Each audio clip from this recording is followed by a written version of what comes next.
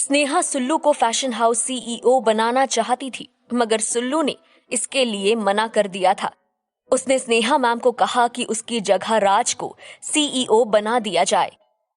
सुल्लू की बात सुनकर बाकी के स्टाफ में भी सुगबुगाहट शुरू हो गई।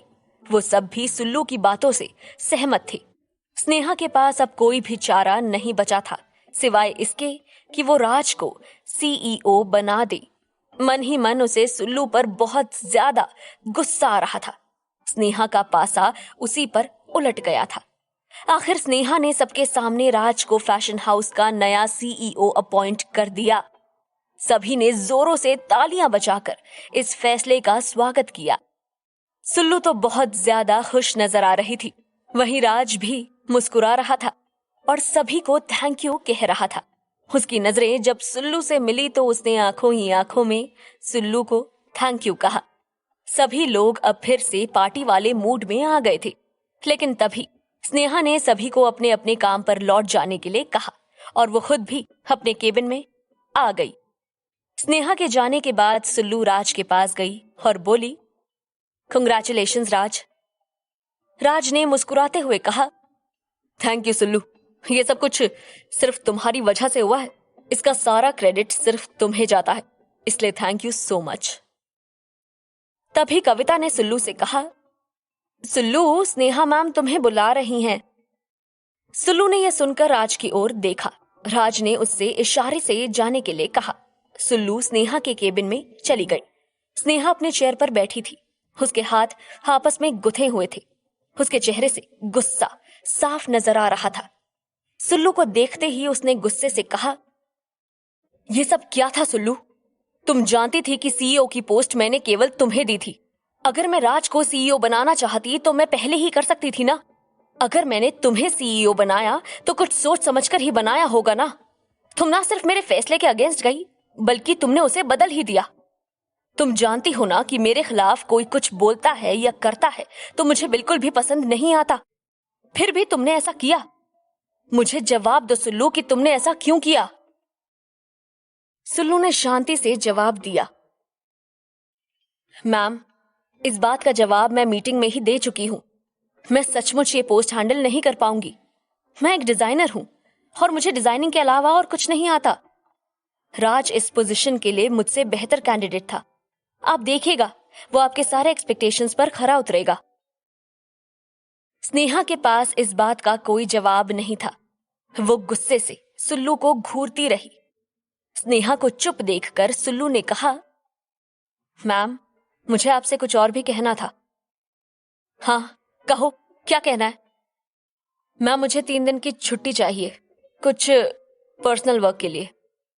यह अचानक छुट्टी किस लिए सुल्लू? तुम जानती हो ना, मैं इस तरह अचानक से छुट्टी किसी को नहीं देती हूं।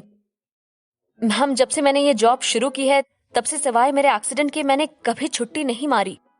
अभी मुझे अर्जेंटली कुछ पर्सनल काम निपटाने हैं, इसलिए मुझे छुट्टी चाहिए। मगर फिर अग्रवाल जी के असाइनमेंट का क्या होगा? मैंने तुम्हें बताया था ना कि हमें वो काम जल्द से जल्द खत्म करके डिलीवर करना है, और तुम ऐन मौके पर छुट्टी पर जा रही हो। सॉरी सुल्लू, पर मैं तुम्हें छुट्टी नहीं दे सकती। सुल्लू ने कहा, मैम, अग्रवाल जी के यहाँ का काम मैं कंप्लीट कर चुकी हूँ। मैंने तृप्ति जी को काफी पहले ही डिजाइन मेल कर दिए थे। उसमें से उन्होंने जो फाइनल किए थे वो ड्रेसेस मैंने रेडी कर दिए हैं। उन ड्रेसेस के साथ की एक्सेसरीज वगैरह सब कुछ मैंने राज को समझा दिया है। तृप्ति जी जब चाहे ट्रायल ले सकती हैं। ये सुनकर स्नेहा का गुस्सा 7वें आसमान पर जा पहुंचा। उसने जोर से कहा, तुमने डिजाइन्स डायरेक्टली तृप्ति को मेल कर दिए? तुम्हें पहले मुझे बताना चाहिए था ना। या तुम्हारी नजर में मैं कुछ नहीं हूं? तुमने मुझे समझ क्या रखा है? मेरी बातों को ठुकरा रही हो, मेरे फैसले बदल रही हो और अब मुझे बिना बताए काम के डिसीजन भी खुद ले रही हो। ये सब ठीक नहीं है सुल्लू। सुल्लू ने कहा, मैम, आप ही ने मुझसे कहा था कि अग्रवाल जी के यहाँ की शादी का ब्राइडल से रिलेटेड सारे ड्रेसेस के डिसीजन मैं लूंगी, और इसके लिए मुझे आपकी परमिशन लेने की भी जरूरत नहीं है।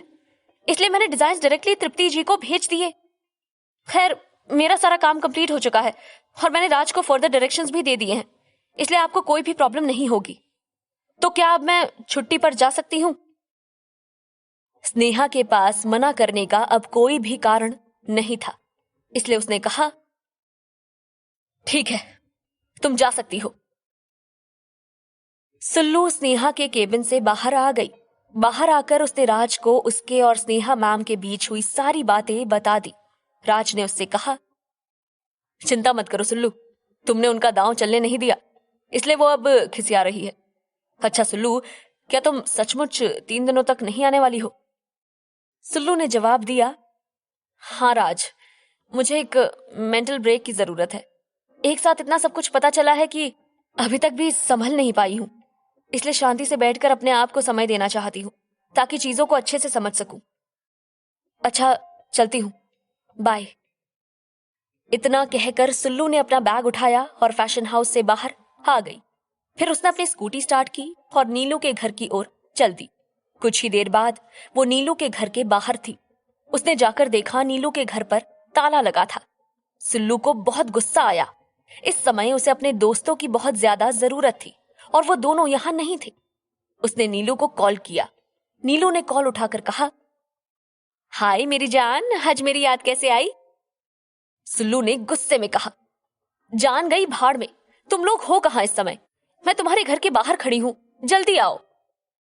नीलू ने कहा, हो I am very sorry Sulu, हम दोनों कंपनी ट्रेनिंग के लिए भोपाल आए हुए हैं, कल रात को वापस आएंगे। हुआ क्या है सुल्लू, तू बहुत परेशान लग रही है, सब ठीक है ना? हाँ सब ठीक है, तुम लोग आ जाओ, फिर बात करते हैं, बाय। इतना कहकर सुल्लू ने फोन कट कर दिया। इसके बाद उसने गाड़ी अपने घर की ओर मोड़ ली। घर पहुंचकर उसने स्कूटी पार्क की और घर के अंदर पहुंची।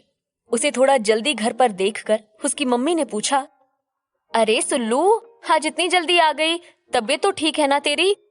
सुल्लू ने थोड़ा झुंझुलाते हुए जवाब दिया, क्या है मम्मी, मैं जल्दी ना आऊं तो आफत, आ जाऊं तो आफत, आखिर क्या करूं मैं? सुल्लू की मम्मी को सुल्लू को इस तरह देखकर बहुत आश्चर्य हुआ। उन्होंने कहा, नाराज क्यों हो रही हो बेटा? मैंने तो ऐसे ही पूछ लिया था, सब ठीक है ना, तुम परेशान क्यों हो? सुल्लू को अपनी गलती का एहसास हुआ।